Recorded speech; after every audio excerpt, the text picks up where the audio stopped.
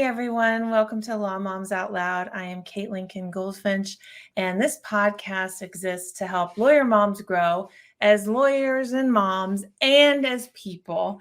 And today we have a very special guest. It's just me today because Hannah is stuck in court this afternoon, but we have the amazing, y'all, like when I say amazing, I mean it, Ally Pruitt. Ally, let me tell you about Ally. So she's a relatively recent law graduate. She graduated magna cum laude, and she's an attorney in the Chicago office of Gordon Reese Scully Mensukani. Did I say that right? You got it. Nailed it. She's also a professor, an adjunct professor at her law school. During law school, she was named the National Law Student of the Year by National Jurist magazine. So she's not a slacker. She's got a lot of energy, and I'd like to talk about that whole energy piece.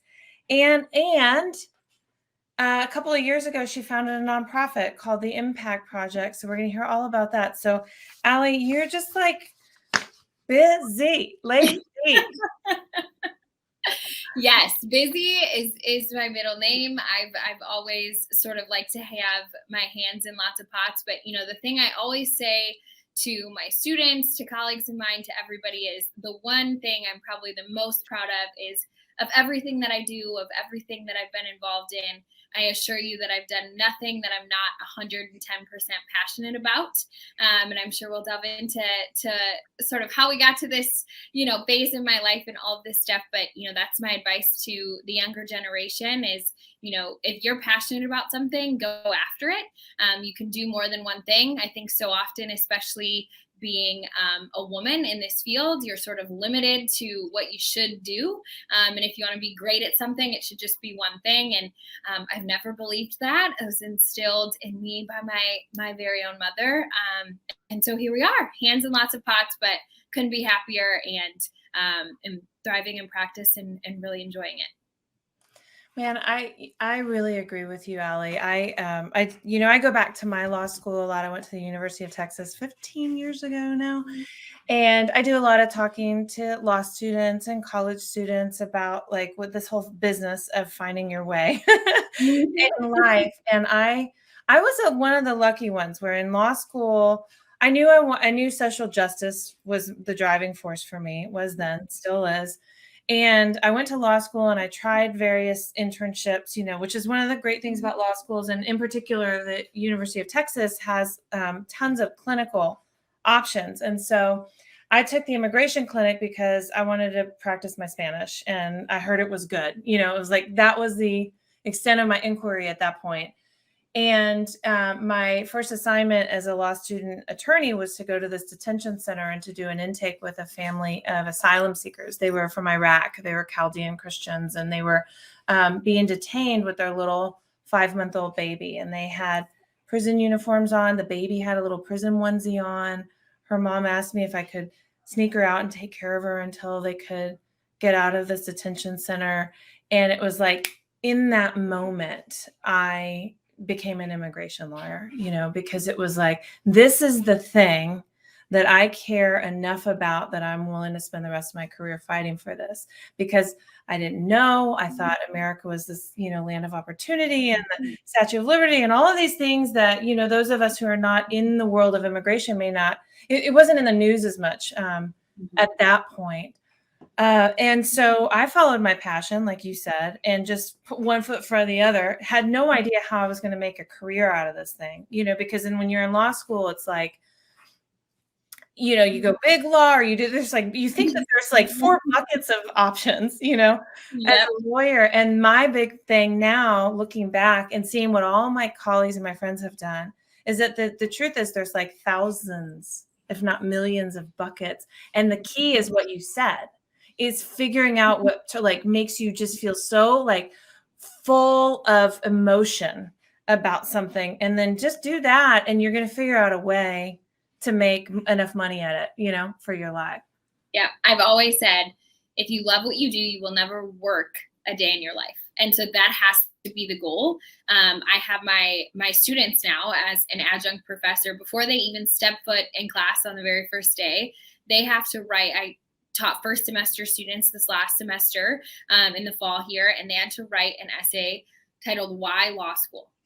why are you here? When I ask the question of what kind of lawyer do you want to be, I phrase it to my students of, I'm not asking you if you want to be an employment lawyer, a litigator, an immigration attorney, criminal attorney, whatever.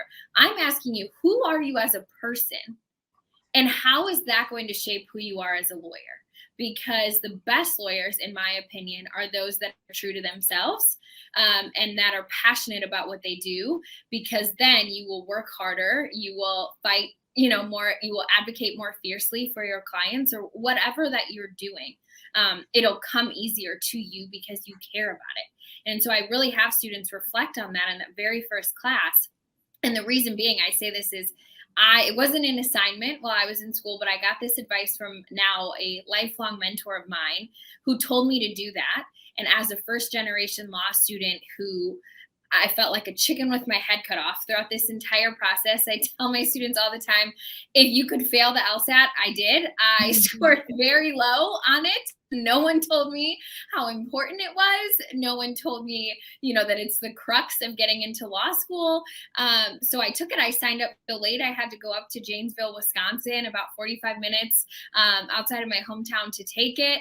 I didn't do great. And I just figured, well, it'll be good enough or it won't. And so as I navigated my way through law school, I found myself, just feeling that imposter syndrome so many times along the way. And what I kept coming back to was that letter that I wrote to myself before I started, before the stress hit. And in practice today, I still read it to remind myself, what is my purpose in this very elite profession where I really do believe, we have the power to change lives as attorneys. And what do you do with that, right? It's a very large and immense privilege. And so it's always been a passion of mine to not only follow my passions and my dreams, but then also help other folks do the same thing. Because again, if you have something to fall back on, if this is why I'm doing this, right? The days where you're crying in the library because you're so stressed and you're, on your 17th day of eating Rice Krispie treats for dinner, right?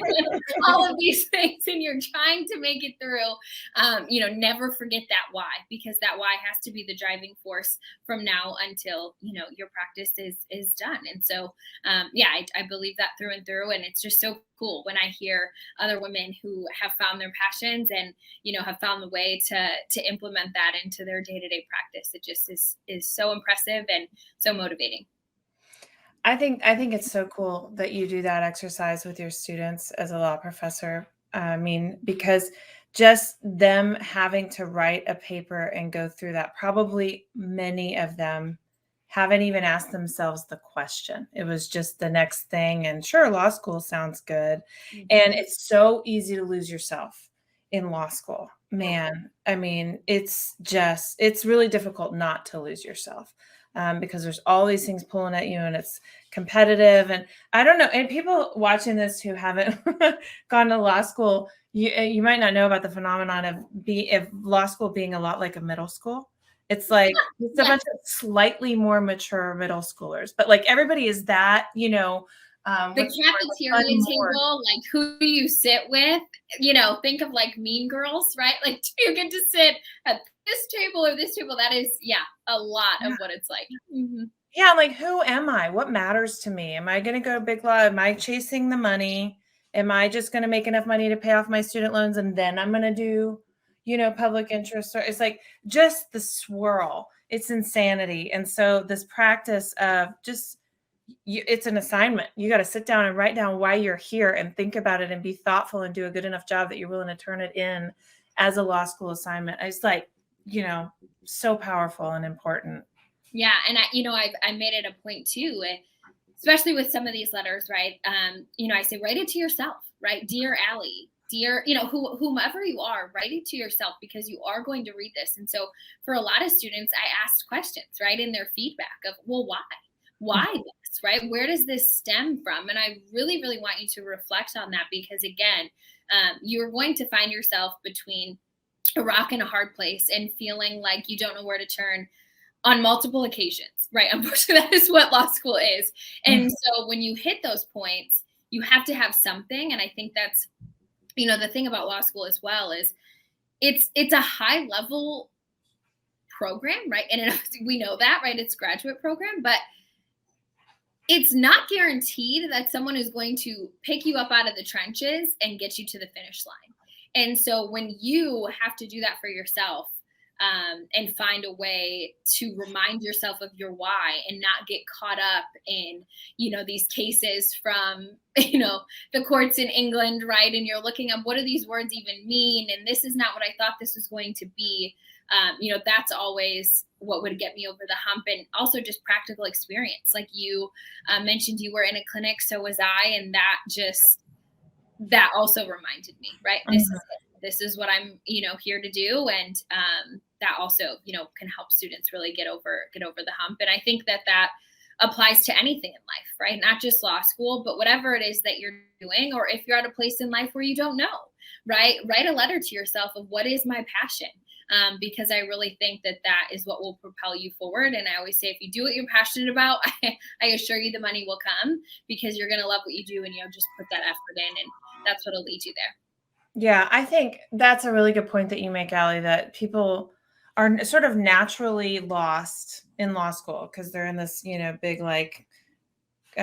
chrysalis is the word I'm looking for, right? Like it's just that's the structure of the thing. But the reality of it is that I bet you most grown-ups who are, they've already passed the bar, they're already lawyers, they're doctors, they're whatever, they're artists, they're still struggling with this. Who am I? What am I passionate about? And writing the letter to yourself is a cool exercise. We recently, Hannah and I are in this mindset group, and we had to go through an exercise of writing a letter to ourselves 3 years ago, almost like a letter of encouragement. Like, here's what we've done. Here's where we are today. And it to connect yourself with gratitude and love for that former part of yours. Sorry about the noises. And then, in reverse, you can do this for your future self. And so for some reason, I've never been much of a journaler. And so sitting down and figuring out what I want out of this life by putting a pen to paper, that might work for someone like Hannah. She's a writer. For me, that's not the thing, but maybe connecting to this gal in the past or the future could be a key too. I think I might try that. I think that's a great idea. Yeah, I've never been much of a journaler either, and I have a journalism degree. So I love to write. I always love to write, but for some reason, when it comes to writing to myself or about myself, it's just very different. And maybe some folks listening to this can agree in that it's a lot easier to write about other people the same way it's easier to give advice to other people, right? And so I think, with that too, that it took a lot of time, right, to sit down and really think to myself, well, why am I doing this, right? This was not easy to get here. It's not easy to get into law school. Why did I do that? Why was this, the choice that I wanted to pursue? And that's, again, really just what kept reminding me of my roots in my hometown, and the reasons why this was, the path for me. And, I think the beauty of this too is it's never too late to find your passion. It's never too late to pursue it. Some people are going to find their passion. I knew people in law school who told me they wanted to be a lawyer since they were in kindergarten, right? And you looked at their kindergarten graduation portfolio, it said they wanted to be a lawyer, right? And for some folks, it comes that early, and it continues to fuel them all the way through, right, at whatever it is that you want to do, and through that education or training, and it continues to fuel you through your career. And for other folks, maybe it means it's a career change 20 years in. Maybe it means it's, you're figuring it out in college or in graduate school or in, later in life, or it's a second career after you retire, right? There's no say and when you have to find your passion. And I'm just such a firm believer in, there's no timeline on this thing called life. You do it at your pace and the way that makes sense to you. And if you are lucky enough to figure out what your passion is and pursue it, you'll just have that fulfillment that I think is the meaning of life. Yeah, that is one of those things that I think the people that have it, it's like when your nose is stopped up and you become aware, you think about all those times I didn't know what it was like or I wasn't thinking about what it's like to have my nose plugged up. It's like that. Yeah. You know what your passion is. If you don't know what your passion is, it's consuming. But if you do, you don't know really how lucky that is. So it's a good reminder on that. I want to ask you, Ally, about your nonprofit that you started. Can you talk a little bit about that? How did that happen? What does it do? Let's hear it. Yeah, so it was born shortly after I was named the National Law Student of the Year, which to this day is one of the most humbling honors of my life, of my career, probably forever will be. So that story was crazy. I went to what was formerly known as John Marshall Law School. During my second year, the name had officially changed to UIC School of Law, or UIC John Marshall, I guess, and now just UIC School of Law. The University of Illinois Chicago bought it. And so we became Chicago's first ever public law school. And there was a lot of press around that. A lot of, the ABA had to come in. For those who don't know, it's the American Bar Association who accredits law schools, came in and did that whole rigmarole. And so there was a lot of press surrounding the school. And I believe that is why National Jurist Magazine asked the school for a nominee. They never had in years past. If you're familiar with law school, tends to be law school rankings, right? Like T14, top 14 law schools. That's your Harvards, your Yales, your University of Chicago's, etc. I mentioned earlier on the show, I did not do well on the LSAT, so that was out of reach for me. But I always said to myself, I just didn't necessarily believe in that. I know that there's prestige there, and that's incredible if that's where you come from. But my prerogative was always just get me a degree, and I'll be the best lawyer because I'll work the hardest, and that's just how I'm going to approach this. And so the school was asked for a nominee. I didn't know about it until I received an email from our PR department. As a law student, I'm like, we have a PR department? Right? And they reached out and asked for sort of a personal statement and my resume. And shortly thereafter, I was told that I was the school's nomination. And within that, it was sort of like, we're very proud of you. We're proud of your story. This is incredible. But, just so you know, the years past winners have come from more prestigious law schools. And so just sort of a heads up. And I'm like, well, I'm just very honored that I was chosen, and, all of my colleagues, and it was a great honor. And I'll never forget this in my life. I was sitting in constitutional law 2 with Professor Steve Schwinn. And I got this email from a reporter who said, you've been chosen as the student of the year. Oh my gosh. The article is in my office to this day. Yeah. It was truly humbling. And within that article, I talked about my why. I talked about why I was here. I talked about the community I grew up in, which was unfortunately plagued with gun violence and gang violence. I lost someone very close to me my senior year of high school. And that was sort of what propelled me to do this, to be the change that I wanted to see in the world. And that article meant so much to me personally. But the reason it has touched me so much is because it proved exactly what I set out to do, which was, you don't have to come from the most money. You don't have to come from generations and generations of lawyers. You don't have to know exactly what you're doing. You don't have to figure out that this is your passion at 5 years old. You can still do this. Right. You do not have to have every single box checked off on this make-believe hypothetical list that someone's going to tell you that you need to have to be successful here. And so that story meant so much to me because folks reached out to me. There's a couple of students now who are in their second and third years of law school who said, Ally, I read that article, and because of you, I applied. Oh, and cool. Reading about it, they're mentees of mine now.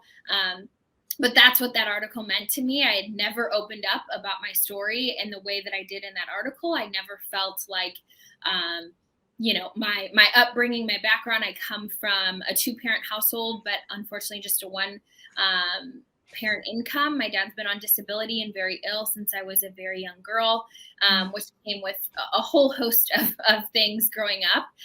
Sure. So, that article, opening up in that way and being transparent and telling my story and not being afraid to do it was a big step for me. I had a lot of anxiety before it came out. And so once it did, and there was just this outpouring of love and support, and these students from all over the world, students from overseas who had reached out and said, I read that and I resonated with this piece, and I appreciate you for being transparent. And it meant a lot. And so a mentor of mine said to me, what are you going to do with this platform? You have a platform now. You have a voice in a way that a lot of people aren't going to have, and you better do something good with it. And Mhm. so I pondered on that and thought, well, what could I do? And the Impact Project was born, which is our 501c3 not for profit organization with the goal of working with youth and underserved communities and first generation students to provide what I think are the three pillars to help you reach success, which is resources, mentorship, and guidance. Mhm.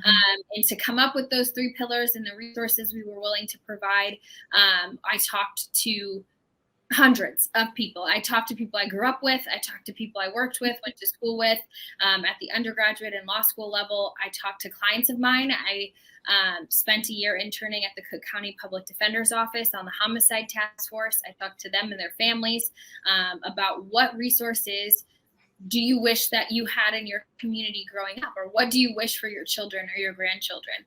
And that's what we came up with. And so we have put out programming. We're currently in the midst of fundraising for our next cohort of interns. We had 3 fabulous interns this past year who were absolutely phenomenal. I have 2 incredible board of directors members who work alongside of me, and we're working on, gearing up for the new year. And so the purpose behind this is to just break through glass ceilings, but hold the door open for folks coming behind you. I've always believed that success is defined by the positive impact that you leave on other people. And I talk about this, and when I'm talking about the Impact Project, unfortunately, in high school and beyond, I went to more funerals than I would have liked for classmates of mine, friends of mine. And the thing that always stuck with me was nobody ever talks about the money you make. Nobody ever talks about the shoes you wore, the car you drove, the house you lived in. But when we're standing at a funeral, what you talk about is the impact that person left on you and how they made you feel and how they helped you through the tough times and laughed with you through the good times. And so that's always been my goal in life. I knew I wanted to give back to communities like my own. And so we did it. We did it in law school.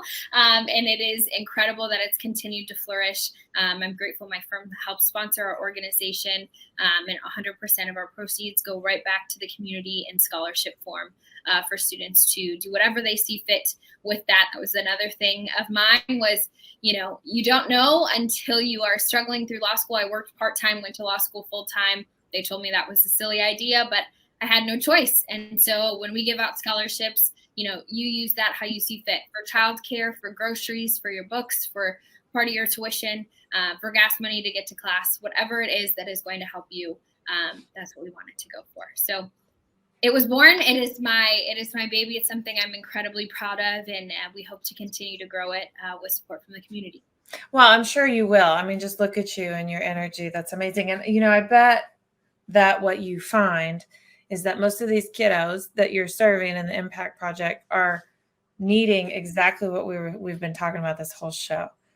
Finding your passion and your purpose, Mm-hmm. and what you also happen to be particularly skilled or good at, and making those two things into a life path.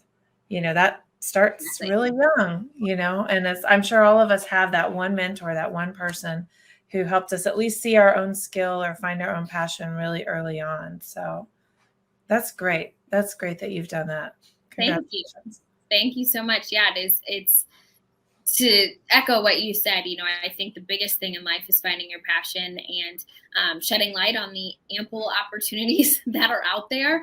And for a lot of folks, especially young folks in often impoverished communities, it's hard to see outside of the 4 walls of your home, Mhm. or the couple of blocks that you frequent. And so, exposing young individuals and first generation students to resources and opportunities, and building that bridge is our goal, and making sure that it's just a little bit easier on the next generation. And that's really been our passion, and what we've worked so hard for over at the Impact Project is just, what have you learned? And I'm always big on that when speaking to anyone is, I am very transparent in not only my successes, but also my failures. And I think that that's where, we at the Impact Project really try, and the speakers that we bring in and the sessions that we host, is to bring in folks who are willing to tell you where they did well and where they didn't, so that we can all learn from their mistakes as well, and not make those same mistakes twice. And that's really the recipe for success. So we are excited to go into 2023 and appreciate all the support. Awesome. Well, one of the things we like to do here at Moms Out Loud in our shows is ask ourselves and our guests 3 questions. And so the first question, but I'm gonna out myself, in line with you, Ally, because you say be okay discussing our failures. I have not read a book this week. It has not happened. I have a book that I want to read, but I haven't cracked it. And normally I've got 5 going, but I don't have one. And so I'm just going to say it. I won't even talk about that book that I haven't cracked open, y'all, because it's love the book reading. But how about you, Ally? Have you been reading a book this week? I have been reading The Light We Carry by Michelle Obama. It is absolutely fabulous, and I'm actually seeing her live with David Letterman tonight with my mom, who's in town. I'm so excited. We're going together. It's an absolutely incredible book thus far. I haven't finished it yet. Hope to very soon. But the thing that has stuck with me up until this point is another theme we've talked about today, which is just transparency. Right. And the lessons that we've learned in life and whenever we've learned those. Right. Again, I think, I was just talking to a really good friend of mine. And if you asked me what success looked like to me, my first year of law school, I would tell you something very different today. Right. And I think that transparency of it's okay to change what success looks like to you. It's okay, to sort of have trials and tribulations. That is life. So long as you learn from them and appreciate them, and embrace the change and are okay with it, you'll find, your true happiness and success. So I've enjoyed it thus far. I highly recommend it to anyone who's looking for a good read. And if Miss First Lady President or Vice First Lady Michelle Obama, I don't know if Barack will be here, is in your town, check them out. I'm very excited. Yeah. That sounds like a don't miss event. I'm sure it's going to be wonderful. So and David Letterman. I'm like, how could we miss this? So yeah. I'm very excited. I hope it's like a small, intimate gathering. It's probably going to be an enormous auditorium, but like I would want to go to an event like that and have it be like a couple hundred people. It's like a little chat. You have a chance to like ask a question. I doubt it. Yeah. Okay. So, and then the second thing we ask ourselves is, what's your dominant thought so far this week? My dominant thought. Well, this just recently, the first of the month, my firm's fiscal year closed, and it marked my first full fiscal year as an attorney.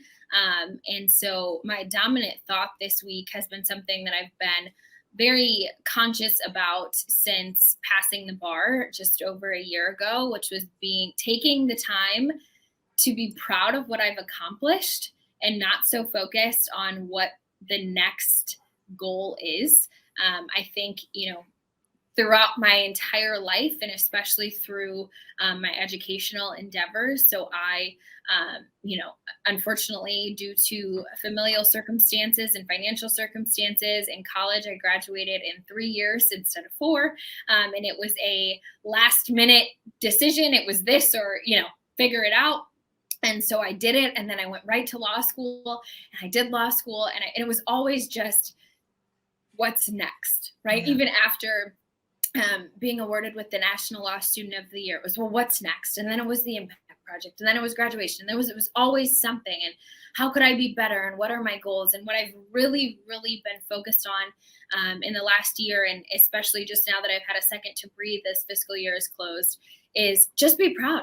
Be proud and write down, what I've done and how I've accomplished things that I set out to do, and acknowledge my success and be proud of myself for where I found that and how far I've come. If you would have told me I'm 25 years old, if you would have told me at 18 that this is where I would be at 25, there's not a chance in heck that I would have believed you. And so I think about that often, that was just 7 years ago. 7 years ago, I took a chance on myself and moved to the city of Chicago with very little money to my name and said, I'm not going home.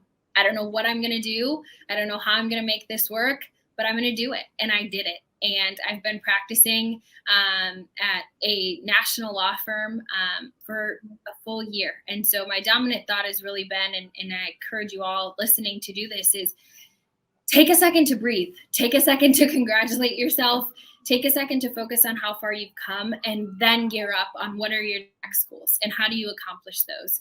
But without reflecting on where you've come and how far you've come, I think those successes don't mean as much and they're not as impactful. And it's harder to share those lessons that you've learned along the way if you don't take that time to really be proud of yourself and reflect. So that has been something I've been very cognizant of, especially in the last week, and hope to continue to remind myself to do that. Yeah, I think that's really wise. And, a lot of people are doing end of year reflections and next year planning. This is the time Mhm. to do that. We have the Law Moms Retreat coming up, and that's the whole purpose of the gathering of these women, so we can each do that. And it's really easy, like you said, Ally, to just focus on, like, okay, next year, moving on. What's my goal? I own a law firm. It's like the revenue goal. How many clients are we going to serve? We're going to open a satellite office. Like eyes on the prize. When you're a driven, ambitious person, like sometimes it feels like pausing to look back and reflect is a waste of time, because what are you advancing when you do that? It's just rush, rush, rush. And so building it in to an end of year reflection, I think, is a really critical piece of all of this, to see how far you've come. And it is a really valuable and worthwhile exercise, because, I mean, heck, just for the enjoyment of it, Yeah. just Yeah. push it all the time. It's like you don't stop and look back. And that's why that letter writing exercise I mentioned earlier was so great, to write, to look at the me from 3 years ago. I pulled up pictures of myself, and I Mhm. looked at, like, my Google Calendar, what my days were structured like 3 years ago. What were the emails that I was sending? I dug that deep into the reflection of it. And you change a lot more in a 3 year span of time than you do in a 1 year span of time. But that pause and reflect before you look forward is critical and key. So good for you for doing that. And what is next after you've done your pause? What's, like, you're clearly a world conqueror, so surely you've got something on your radar. Yeah, I have quite a few plans and goals. A big goal of mine is to author a book about this journey and how to find success. I love working with the next generation of women who are seeking to get their footing in this crazy profession, or just the higher education realm in general. I'm excited to continue teaching and hope to teach a couple of other courses, and really, help craft the minds of future legal professionals. It's been such an honor working with students. And then, of course, growing the Impact Project and hosting some more in person events now that we are able to here in Chicago. And just really continue to give back.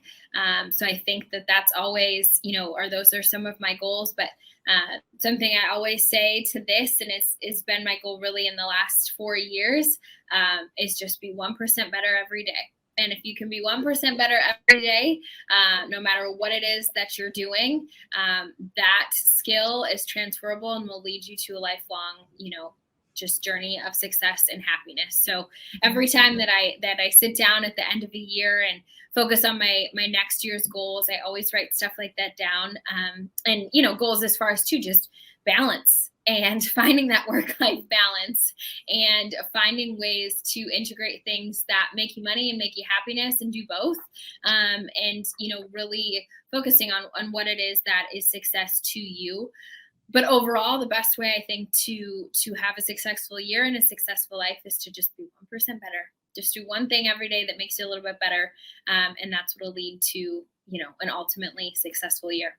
Yeah, that's one of the core values of my law firm. We talk about that. Let's make today better than yesterday. Like that, that we can do. Make a Well, difference. I'll share my dominant thought, which Yeah. is somewhat related. It's more like of a tactical thing. I've been thinking a lot about, I guess it's my biorhythm, right? Because Mhm.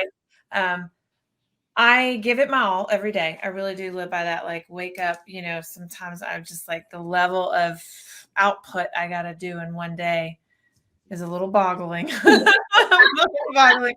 but I get up and I game up every day, and I'm very much a morning person. Like my brain is on fire starting at 6 a.m. And I really like hit a wall. Actually, right now we're recording during my wall.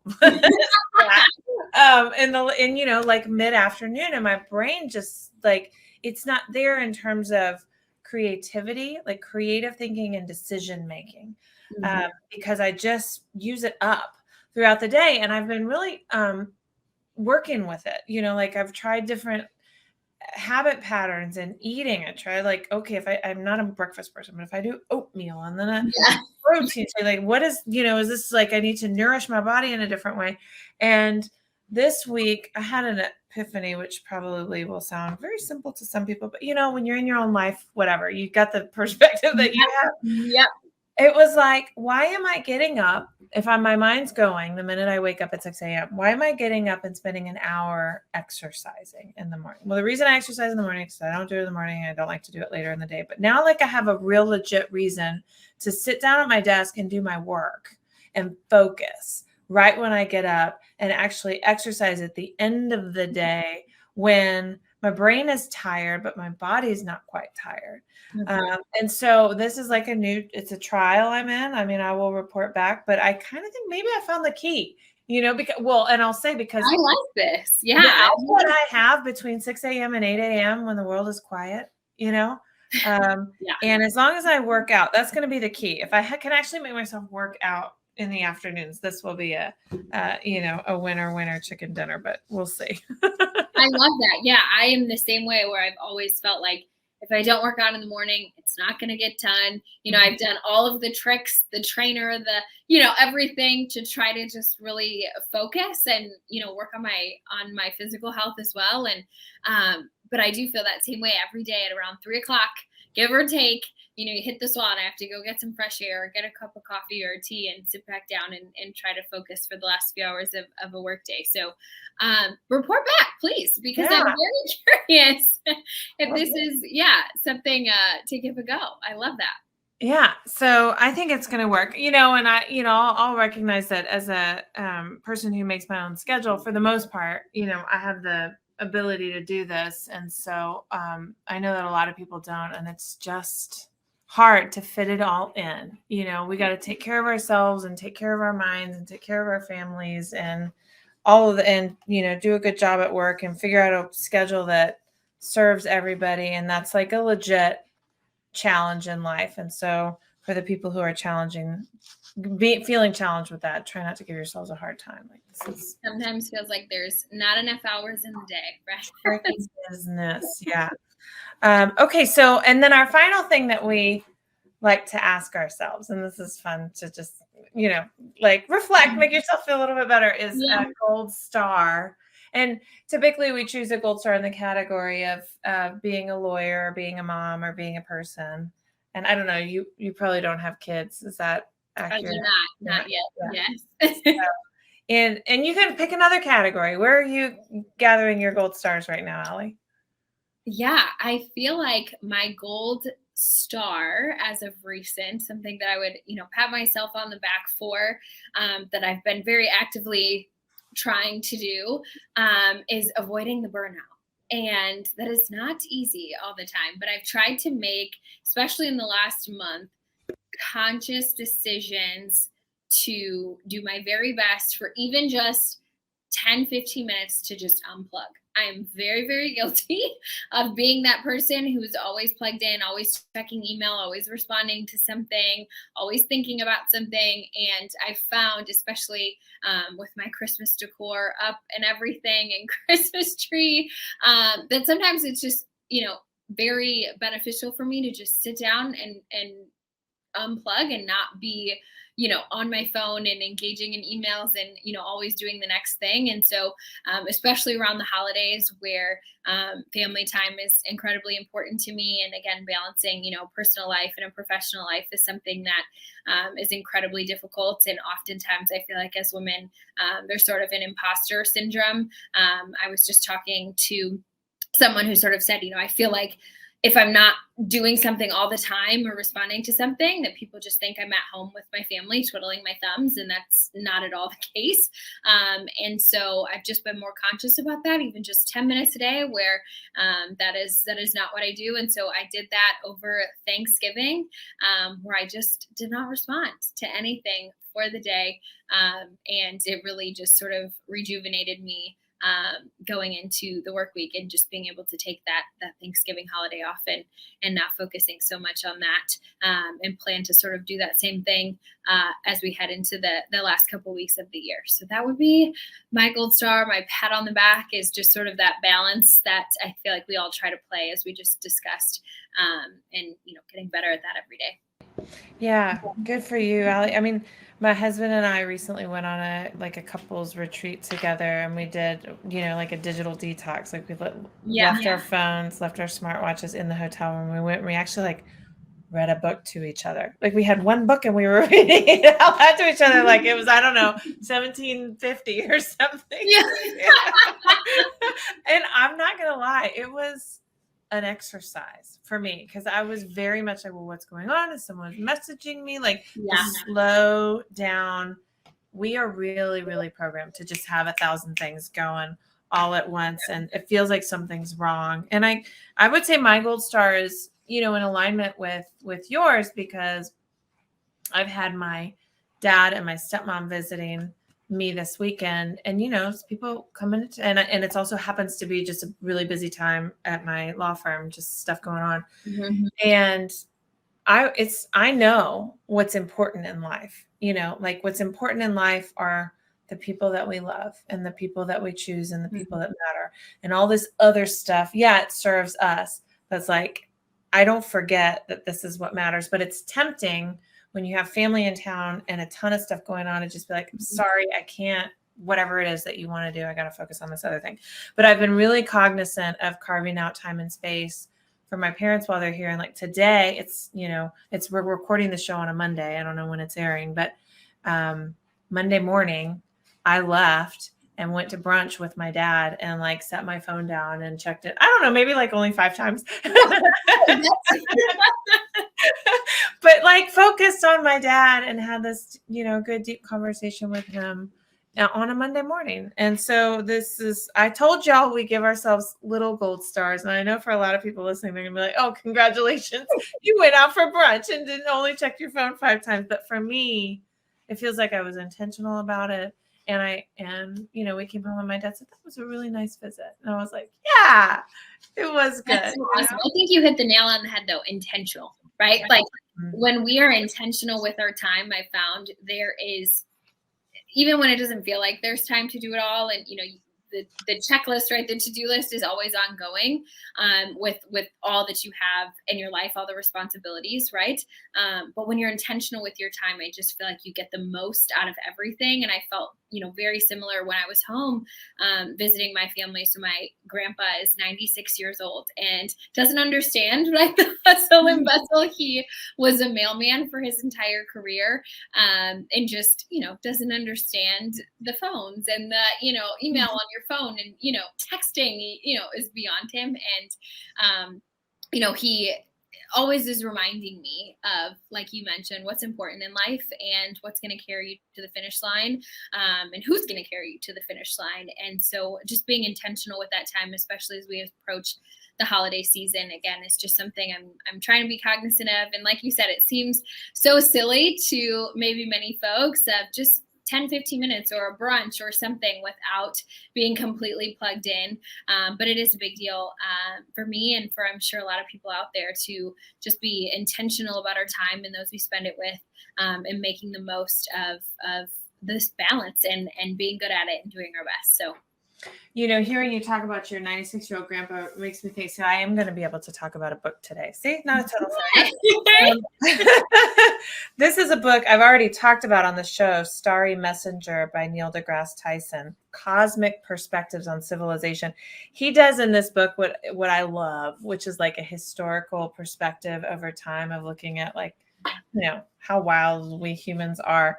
But one of the things he talks about in this book is how it can be really tough for younger generations to respect the knowledge and the wisdom of older generations because of the exponential rate of progress that we have. So like the kids these days, they like the amount of computing and stuff they can do on their phones would just like break the brain of the 96-year-old grandpa. So surely he can't even, what's he got to teach? But in this book, he talks about like the wisdom of love and kindness and generosity that our elders have. And so it's, staying connected to that part of what they have to teach us. Of course, not all elders are, super downloaded on that front, but it sounds like that's what you're using grandpa for. He gets that part. He knows the value of what matters. He's incredible. My grandma has been gone now 4.5 years, but they were married for 65 years, and we're just the best of friends. And I spent a lot of time with them growing up, both of them, so I'm very blessed to be very close to them both.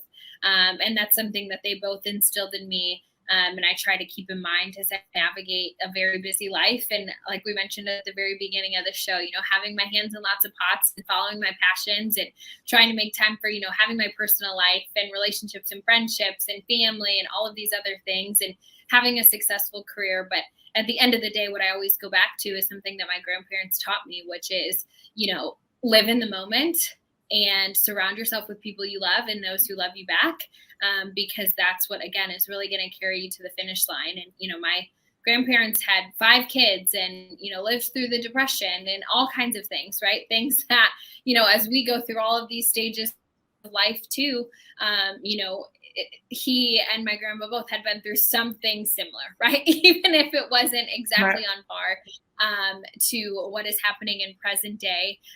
He just has all of this life experience and has seen so much and learned so much. And so, I think that, over time, like you mentioned about this book, sort of looking at the history of, well, what all of these things that have changed over time, or even just in the last 5-10 years, right? But the thing that I always come back to is just, again, being present in the moment and remembering what matters, and doing what's best for you and your family, which I think, is unique to each and every one of us. And something that stuck with me a lot recently, I heard a talk, it was for Women in Law here in Chicago, the Coalition. And a woman said, you have to define what success looks like for you. Right. Nobody else can do that for you. It's going to look different for every single person. And once you do that, then you can map out your goals and your plans and all of these things. And that same sort of message is something that I heard, from my grandparents growing up and my own parents is, you have to decide what you want and what matters to you, and then take the steps to do it, because nobody's going to be able to, align your goals for you. You have to do that for yourself, and just be in the moment and enjoy it as it happens, because as my grandpa always said, time flies.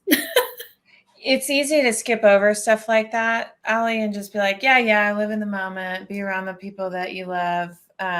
Don't let other people define success for you. Like all of those, we've all heard those things, right? Mm-hmm. But once you really like put those on as beliefs that you live out, like this business of when you really recognize how much of societal expectations and norms and judgments you just wear around, it will break your head. And I'm only in the like de-shedding process right now. I started learning about this within the last couple of years. And it's totally up to us. Like you guys, literally in every second, you will have a thought that is influenced by somebody else, your parents when they raised you, some law school professor, whatever, some other person that you have the complete authority and ability to just reject and just make up your own rule. Like you get to just like do it your way. And these are words that can be spoken, but until you like feel them in your body, I'm telling you, when you feel them, it is so freeing and so like, whoa. So I'm glad you brought this up, because it's something that I ask everyone, that I come into contact with, and that I network with, and the students I work with I learned it many, many years ago. I was in middle school or high school, someone came in, and I've never forgotten it. And someone asked, not only what's the best advice you've ever gotten in life, what's the worst advice you've ever gotten in life? Ooh. Right? Because I've learned so much from asking different folks, what is the worst advice you have ever been given, and why is it the worst advice? And the stories that you hear from folks from all walks of life, from all over the world, right? When you ask that question, you hear so many things. And that's to your point of, you're going to have all of these notions and phrases that come at you, and mottos, and live in the moment and do all of these things. But what does that mean, and how do you get around this stuff? And not everybody's going to tell you to do something that works for you, or that is good advice that you should truly take. And so that question is something that I've always just really made a conscious effort to ask, because I feel like I learned so much from people when they tell me, yeah, this was the worst advice I ever got. And if I can impart on you anything, it's, I don't know that I would take this path, right? Again, or I don't know that I would listen to this advice. Fascinating. I'm gonna have to percolate on that bad advice. Nothing's coming to me, but that's a great question. That's a really good question. Do you have an answer for that? Do you know what your most bad advice has been? Yeah, I think it sort of ties into this whole theme. When I was young, when I was going into the 6th grade, I believe, I had a basketball coach who told me, I played basketball my entire life through high school. I played travel basketball. I played club basketball in college. And when I was very young, a coach told me, if you want to be great, then you should not play. I also really loved playing volleyball, and ended up running track and playing softball, and was just loved to play sports. And he said, if you want to be good at basketball, then you can't play anything else. That you're going to risk too many things. You could get injured. You're not going to be as good. You're not going to focus all your time on this. And so you really just need to do one thing, and that's it. And, I received this advice, and I remember telling my mom, Coach so-and-so told me that I can't play volleyball, that I shouldn't play volleyball. And something that now, as someone who's in adulthood and, navigating this thing called life and figuring out what's best for me, something that, my own mother imparted on me that I just appreciate in ways that I could never even fully put into words. But she never made a decision for me. It was always, I'm going to lay out the pros and cons for you. And then it's your life. It's your decision. You have to make them. And it was even that way with, which high school do you want to attend? Do you want to go to the private school? Do you want to go to the neighborhood school? Do you want to go to the gifted program school? And I couldn't decide. I just said, well, I'm not going to choose for you, right? Let's write down your list of pros and cons, and you make that decision. Same with college, same with law school, with everything. She's never made a decision for me with dating people. It never mattered. She was never going to tell me I was making a bad choice. She was just going to help me through it. And so I remember being in 6th grade, and, we sat down and we talked through the pros and cons of it. And it led me to the ultimate, decision of, well, who can tell me how many things I can be good at? Not this guy, right? Not this guy. I'm not going to let him tell me how many things I can be good at. I'm going to decide how many things I can be good at. And I'm going to decide how many sports I want to play. And I tell that story because I think that advice of the underlying story there, right, was you can only be good at one thing.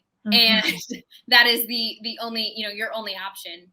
And I think that if I had taken that advice, I don't know that I would be here, because I don't know that if I believed that and followed that, I all of the things that I've accomplished in life, I just don't know that I would have, because I would have stuck to, well, can only be good at one thing. And so my mom sat down with me and we went through it, and I decided ultimately, nope, I think I can be good at more than one thing. And so I did. And I don't regret one thing, right? High school, middle school, I played those sports. I had a part-time job, and I was in national honors. I just did what made me happy. And when I look back on that, maybe I wasn't the world's best basketball player, right? That was going to go Division I and make it to the WNBA, but I was happy. And I followed my dreams. And so I feel like that story can just relate in many ways, in many facets of life, is don't ever let anybody tell you how many things you can be good at. And, you decide what that number looks like and what that looks like for you. There we go. Love that, Ally. I'm sure your mama and your grandpa are so proud of you. It's been just a pleasure to have you here on the show today. Thank you so much for joining us. If anyone wants to support your 501c3, how should they find you? Yes, thanks so much for having me. We have a website, the Impact Project Inc.org. There's a donate button right there on that page. You can insert, whatever dollar amount is comfortable for you. Every dollar counts. $5 helps a student in the same way that 500 does. So we are internally grateful, and you will be able to print out your receipt. All donations are tax deductible. You can also find us on Instagram or Facebook at the.impact.project. And so you can follow us there and see what we're up to. But thank you so much for having me. It's been so much fun, and it was such an honor. Yeah, you bet. Thanks. Thanks everyone for being here. Bye-bye. See you next time. Bye.